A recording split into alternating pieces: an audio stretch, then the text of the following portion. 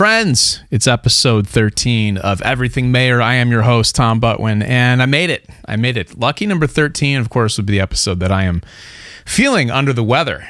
So those of you who saw my community post where we had a poll, we're going to talk about the poll in just a second, know that the show is a little bit late this week. But if you want it early, regardless of when I put it out, and you want to support the channel, please do check out the membership option where you get early videos, of course, before everybody else does, as well as a whole host of other perks, which are explained in that section. Thank you to those of you who have joined. We are planning the inaugural live stream, which is available only to Born and Raised Again members. So check it out.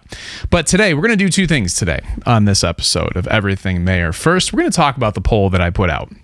It was kind of a placeholder, like I said, because the show was a little bit late. But we're going to talk about, I just picked the three main live album releases and had you vote on them. So if you're seeing this after the fact, please go back and vote. It's still live. But we are going to kind of dig into what you all told me. And honestly, I'm not really surprised by it. The second thing we're going to do is we're going to check out some more rare Mayor footage. This is very rare, very old. Very cool. So stick around for that. It's back in the acoustic duo days with David LaBriere on one of the first tours that John Mayer did as an opening act. So let's dig into the, what we're going to, that's kind of buried the lead there or spoiled it, right? So let's bear with me, folks. Okay, here's the poll. Which live record is your favorite? Any given Thursday, try Where the Light Is. So you can see pretty quickly. And no surprise, Where the Light Is kind of cleaned up here. I think we had 200, as of recording this podcast, we have 246 votes. So please get your vote in. It will stay live, of course. I left off the As Is soundboard recordings. They're out there, but you kind of lose track because there's a couple compilations and a couple actual separate shows. So I just kind of left them off. These are the big ones. And yes, John Mayer Trio Try is technically not a John Mayer release. It's a John Mayer Trio release, but it's still a live album. So let's talk about each one of these for a second. Any Given Thursday was the first one. Pretty raw. It's pretty raw. They sound great. It's the four-piece band. But I remember the DVD companion track where you could listen to the commentary from John Mayer and at the time Scotty Crow, his good friend who was around. If you remember Scotty Crow, drop it in the comments. You're an OG if you remember Scotty Crow. If you're new, go Google him. A lot of cool stuff with Scotty Crow back in the day. But so they talk through the whole show and kind of walk you through it, sort of like we do with some of the rewatches here on the channel. But in that, Mayer even talks about how kind of rough some portions of the performance are, and that producers himself, you can do a lot to fix a live recording. Trust me. I've asked me how I know, but he just left it all. And I think that was the right move. The band is so good. The band is great. Drummer's great. Stephen Chopek, bass player, Dave LaBriere is great. Michael Chavez has his work cut out for him on that record because anything Mayer's not playing, Michael has to play on either the guitar, keyboards, or both. So a lot of space to fill. These days, Mayer has a lot more people on stage with him, but, incredible crowd, very energetic performance. And the energy is what sells Any Given Thursday. It's not perfect. His vocals are not perfect. Guitar playing is pretty good, but pretty darn good, as it always is. But I mean, there was no reason to mask the energy. The energy overtakes any little road bumps or rough spots, and there's really not that many, honestly, on that record. But moving on to Try. Try is a different record. Try is not one show. Try is multiple recordings pulled from different performances on that tour to make a record. And I don't know how much editing if you listen to Gravity on Try, listen to Gravity and tell me there's not an organ overdubbed there. Put headphones on, turn it up really loud and listen. You'll hear what I'm talking about, I think. But it's live. I mean, it is live. There's video, because I saw someone mention in the comments here on the poll that Try is at a disadvantage because there's not a DVD companion to it. Well, there's not, but there is video from a lot of the songs, and you can match it up. You can see. I mean, there's nothing fake about Try by any means. It is a amazing capture of a time that just honestly I don't think we'll ever see again. That raw energy from the trio. They've come back together. They're on Where the Light Is, but and trust me, I probably would vote Where the Light Is as well. But listen to the trio set on Where the Light Is, and listen to the trio set on Try, or the album Try. In my opinion, trio to trio doesn't compare. Everything's better on Try. The energy's better. The guitar tone's better. That's just me. The vocals, all of it. I think it all comes across. It's a smaller venue. It was just the trio playing those shows. Where the Light Is, now we're going to get to that, is a monumental effort, which I do think is why it should win out. So let's go back to the main view here. That is why it should win out, because you get, at the time, basically a career retrospective of everything Mayer had done. All formats, all records represented. Pretty incredible. And to be honest, at the time, I was like the peak of the mountain. I couldn't imagine it getting any better than Where the Light Is. And it's still tough to beat that record. But a lot's happened since Where the Light Is has come out. So for me, that's why I still get excited about it, but I want Where the Light Is 2.0. I want the solo tour represented. I want all of the born and raised Paradise Valley, Search for Everything, sob rock stuff represented in a live official release. I want the piano stuff, from the solo tour represented. I want the different bands that have existed over this period of time represented. And so maybe if my wish would be a compilation, a retrospective of the last decade of live performances and just highlights from those, officially released and officially mixed. But you tell me, what's the best, or what's your favorite live album? It's a tough one. I do think I agree Where the Light Is. And I think that's no surprise. I mean, 77% of you have voted for Where the Light Is. But like I said, it's on the community tab. If you're not watching on a phone or computer, once you're done watching on your TV or listening, head over to the YouTube channel and you can vote there at any point. Doesn't matter when you're hearing this. Go back and vote, because the poll will be live. And I suspect that Where the Light Is will continue to be winning, but you never know. So I did mention also that we are going to dig into another live performance, as has become sort of a tradition on the podcast here. But I think it's fun, and I like to do it. This one is something. I mean, it is a blast from the past, and this is from a show where John Mayer is the opening act for an artist named Michelle Malone, and we'll see her on stage here. And I did a little research on Michelle Malone. Very prolific Atlanta-based singer-songwriter, really cool, still at it, and just kind of a legend from what I understand, in the Georgia area and beyond. So it was a major label artist at one point.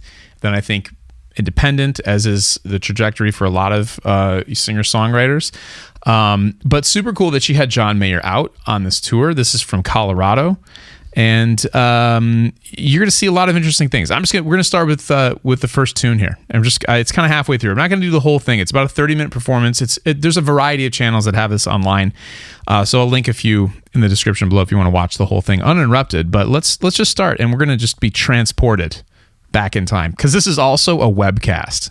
So look at us, 4K, or as it's uploaded, probably 1080, but 4K capability, great audio today, and even on your phone, if you were to do something there.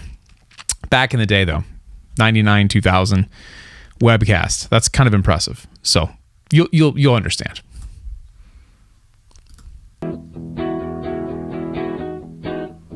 Welcome to the real world, she said to me condescendingly. Take a seat, take your life and plot it out in black and white. Well, I never lived a dream of the prime kings and the drama queens. So it's John Mayer, David LaBrere. For you guitar heroes out there, this Godin acoustic that he's playing, that didn't last long. It's a weird little acoustic guitar. You know what I mean if you're a guitar player. They're not like your traditional acoustic guitars. Normally acoustic guitars are thicker and hollow. This is very thin. Cool guitar though. Canadian company, I believe. I wanna run through the halls of my high school. But he sounds great, right? Sounds great. They get the mix a little bit better as the song goes on. But I think the first thing to note, actually the whole set makes me note this, is that this is years before his major label. Well, maybe not years, but pretty close to years. But this is quite a while before his major label debut, Room for Squares, which went through multiple iterations on a independent record label called Aware Records, and then it was re-released on Sony, which they were affiliated. But there were stages to Room for Squares coming out. But the interesting thing about Mayer as an artist, which is unmatched in 99% of cases, is the fact that all these songs were fully formed prior to his major label debut. That does not happen. And when I say fully formed, I mean the guitar parts are all thought out.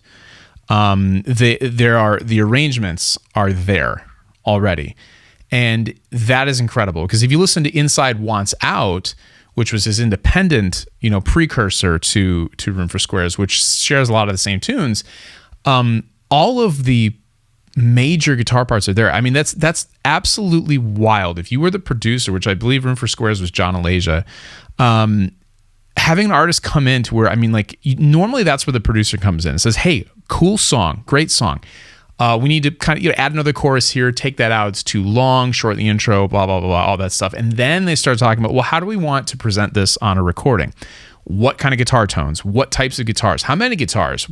Keyboards, horns, background vocals. What do we do? What kind of percussion are we listening for? That was all done, basically, with the exception of drums, maybe. But Mayer's working with David LaBriere, who played bass on Room for Squares already. And then, all of his parts are there. That's incredible. If you've recorded, if you've put out your own music, if you are a producer, if you're an artist, you know how amazing that is. So that's just my first takeaway from this performance, is the fact that it's just so fully formed already, even though this is pretty raw. So let's go. That was No Such Thing opens the set. Why George is next. Weird, and they're $15. He's talking about selling CDs. Yeah, I don't make much sense. I have horrible stage pattern. Anybody have anything they want to talk about? Less bass? Less bass, okay. Little touch of less bass? Okay. This is the first song you'll hear on my CD if you buy it. And it's, you don't even know the title. It doesn't matter to you guys. I'm starting to realize that stuff. It's called Back to You.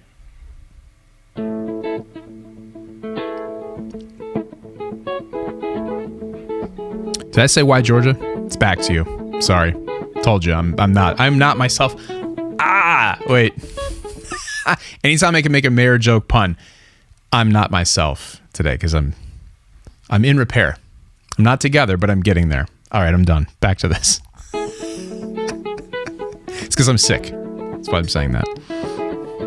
Hence the tea and not my normal coffee. It always comes around back to you. I tried to forget you. I tried to stay away, but it's too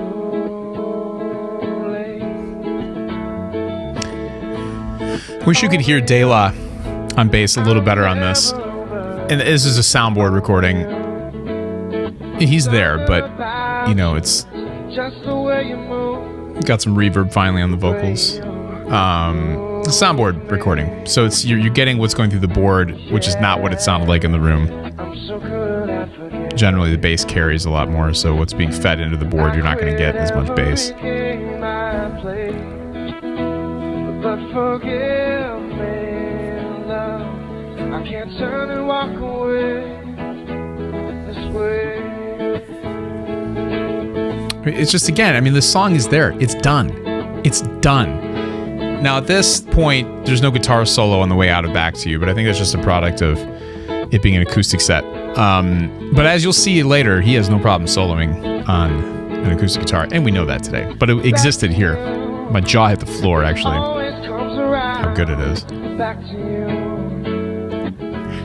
with your shadow, sleeping in that bed with your silhouette. Yeah. So we kind of get the idea. I'm Back to You, right? I mean, it's a cool tune. It's one of my favorite early Mayer songs because it's one of the few that have a recorded guitar solo. And on Any Given Thursday, gets a little raucous at the end, and he doesn't do it on Any Given Thursday, but back around that time when I saw him live on that tour, he would do a little bit of Bulls on Parade by Rage Against the Machine at the end of Back to You, which is a hysterical combination. I love that. So let's move over. Now this is Why Georgia, and blurry, yes, but you'll see a third person here on stage. You'll hear a third person if you're listening to this, and that's Michelle Malone singing backing vocals on Why Georgia. Well, I was in my studio setting up to do this and moving some stuff around. I didn't turn around right away because I thought it was David LaBriere singing backing vocals, and I was like, that's interesting. I've never heard him sing. But then I turned around and saw a third person, and that's where the Michelle Malone research began.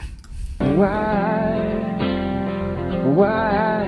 Georgia, why? So what? So I got a smile on, but it's hiding the quiet super. Even the bridge, I mean, like it's all there.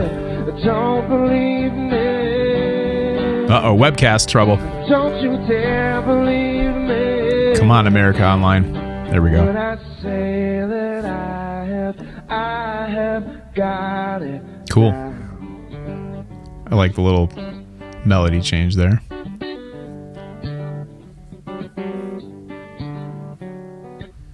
Everybody's just a stranger, but that's the danger of going my own way. I guess it's a price I have to pay.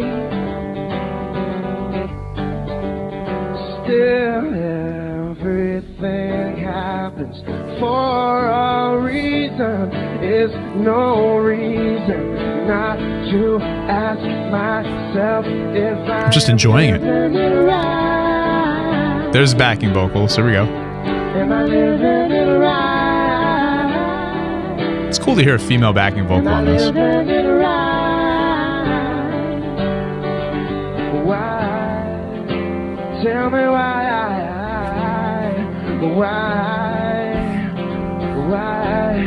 Georgia, why? Yeah. Michelle Malone, thank you so much. You know she'll be back in just a couple songs. Yeah.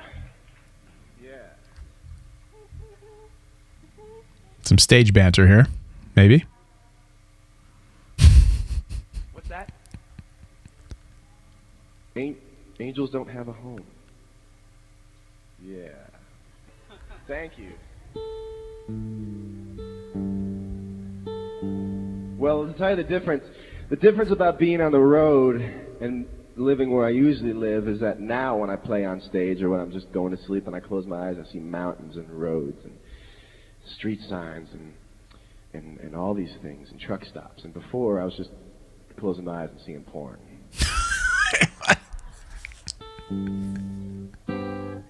Come on. Porn. A little bit about that, about being stuck inside. Get out of here. Oh my God, that's hilarious. To it. It's called The Great Indoors. That's really funny. Wait, oh man, I paused it. Hold on, there we go. Great Indoors. Why not? What an intro.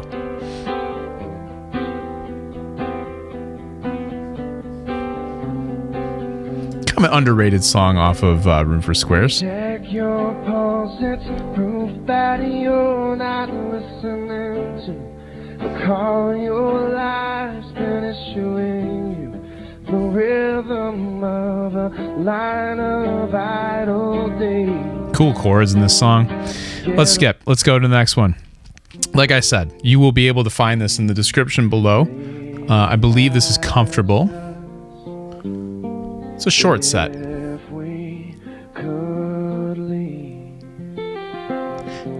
If you're a guitar player let's just pause this for a second. Now, are you familiar with the song Comfortable? I mean, if you've just seen him on the solo acoustic tour, this is a great deep cuts sign request. The chords on this song are absolutely beautiful. The way they're mind-bendingly cool. The way the circle kind of gets completed with how he ends up back to where he starts with the chord. It's phenomenal. It's phenomenal. I knew it at one point. I got to go relearn it now. Guitar players, piano players, if you know this tune, you can agree with me there. But if you're just listening to it, you hear that as well. There's a reason why this song is so. I mean, first of all, the lyrics, to Comfortable are just phenomenal. Especially for somebody, people around this age, when I was around this age also.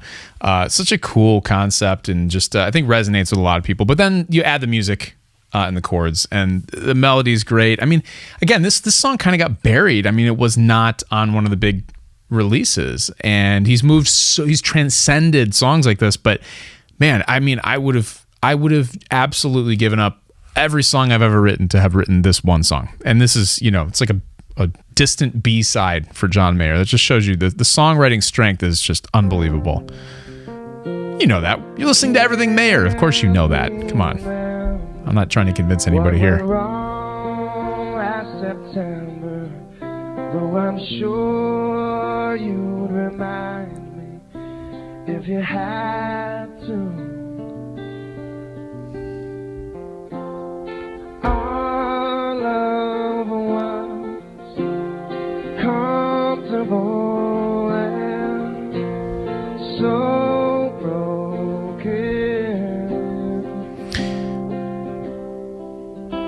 I sleep with this new girl. So good. I mean, all the lines about the supermarket and just crashing into a rack full of magazines, it's brilliant. But this all leads up to the pinnacle, the final song of this set, which is Neon. So prepare yourself. Prepare to have your jaw hit the floor, because, Mayer showed up on the scene a guitar hero already. Guy was incredible, just absolutely incredible. And then we saw in like 2012, 13, around when he started playing Dead and Company. Well, he wasn't playing with Dead and Company. He was starting to play and learn the Grateful Dead catalog. Once he joined that whole world, another just plateau. I mean, you were not plateau, but he was kind of at a plateau, just being incredible, and then skyrocketing to another place where we are now, which is just unbelievable as a guitar player. But if you go back in time, watch him intro Neon. Okay, we've seen some pretty incredible Neon intros with the solo tour, with Where the Light Is, but this might be better. Might be better. I don't know. You just tell me. You tell me.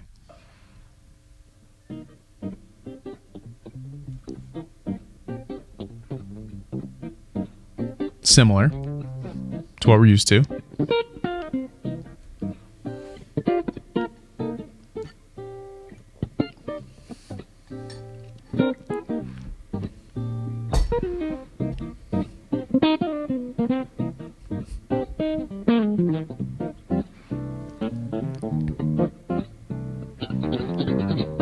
Still does that.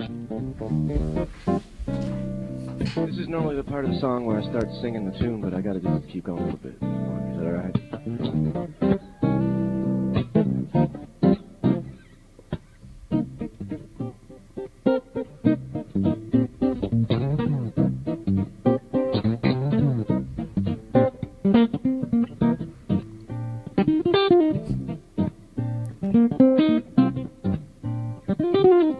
Get out of here. Oh, he likes it.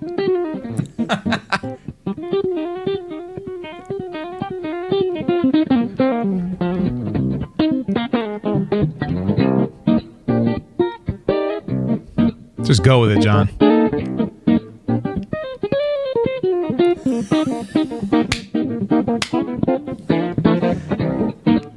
Get out of here.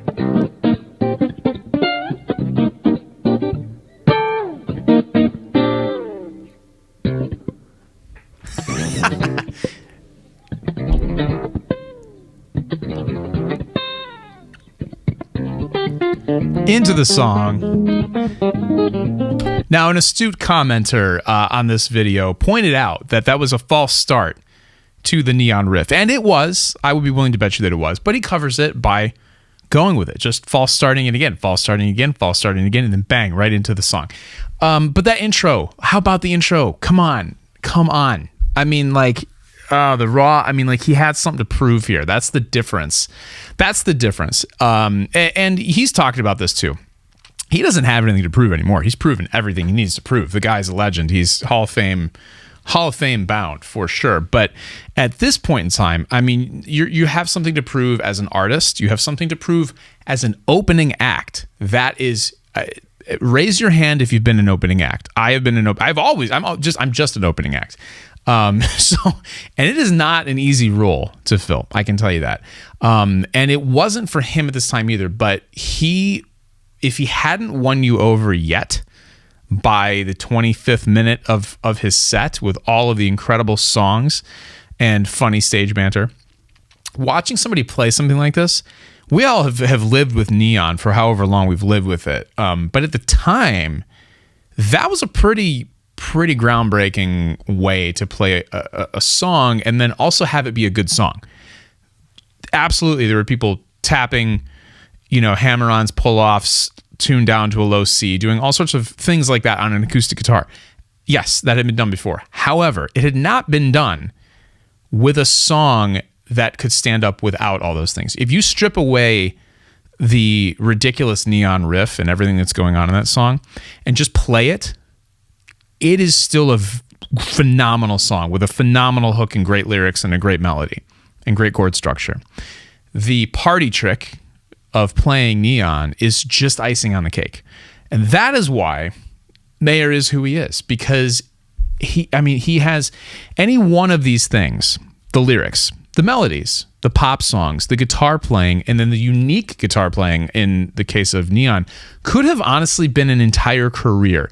It wouldn't have necessarily been, Your Body's a Wonderland success like we have today, like 25 years in of just, legendary performing and songwriting. But he certainly could have made a way for himself with any one of those things. Whether he was writing for someone else, playing guitar for someone else, but the fact that he can do all of them, there are a few people out there where it's just mind blowing how good they are at all of these things. Ben Folds is another one. I mean, the guy can play drums like a madman. He can write songs that will bring you to tears. He writes songs that will make you pee your pants laughing. He's that funny, and not to mention he's an incredible piano player and a great in between song banter person. He's a great improviser. I mean, there are people out there where it's like, most of us, we're lucky if we're like intermediate at one thing. Honestly, these guys are just incredible because they're so good at so many things, at everything. And it's really, really remarkable. And that's why we do this show, Everything Mayer. So that is the show for today. And again, as always, we got to name this part of the show. Drop it in the comments. If you're still here as one of the people who listens to the whole show, I always call you out at the end of this, and I thank you. If you're still here, what do we call this part of the show? I don't know. It needs a name. It needs a name. And think of some type of a Mayer pun for, the part where most people have left, but the real ones are the beautiful ones. See, so it's another Mayer reference, are still here.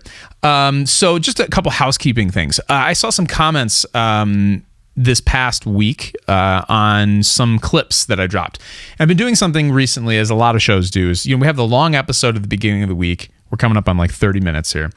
And I get it. Not all of you can listen this far. Not all of you can listen to everything. And when we have multiple topics where it warrants breaking things out, I'm going to be doing that. So you may see, depending on how the algorithm feeds you videos, you may see something like, an episode that contains a segment, but then I pull that segment out and it'll be like a 5 to 10 minute video that's separate. That is in an effort to try to get to a wider audience, because let's be honest, a 30-minute podcast is not going to be for everybody. I get it, but there might be some things in here that are interesting for people. There might be some things that are interesting for you, and you love sitting down and watching and listening to the show, but you just don't have the time. You're not on that long drive to be able to commit to a 30-minute show, but maybe you do have 5 minutes to check out a particular topic. Now, this show didn't work out that way. We can definitely do the best live album thing could be its own deal, and maybe it will be. But so that explains that. I try to explain it in a response to the comments, but if you happen to be seeing that, that is why. Now, that's whether or not that's good for the channel remains to be seen. Initially, I think it was. This week, it didn't work out so well, but that's okay. We're going to make it. So I'm just experimenting as we approach bigger and better things, bigger and better distribution, which is on the way. And that's a tease for those of you who are watching this far. And if you choose to join the member community on the channel, I haven't put anything out there yet, but you will absolutely be the first to know about the big things coming. And you get to participate the most. So, of course, if you've watched this far, honestly, if you watched this far, you're probably already a member, which I appreciate. And even if you're not, I still appreciate you being here. And there are many ways to support the show. Watching the whole thing is like huge. You have no idea. Liking, commenting, subscribing, of course. But that's it. I think that's all the housekeeping. I think I'm gonna keep trying this format. Longer show, maybe some clips throughout the week. Haven't started doing the short form vertical stuff. I do have an Instagram. It's pretty neglected at the moment, but it's there. Had to reserve it just in case the show blows up. We want to have an Instagram. So feel free to follow me there, Everything Mayor on Instagram.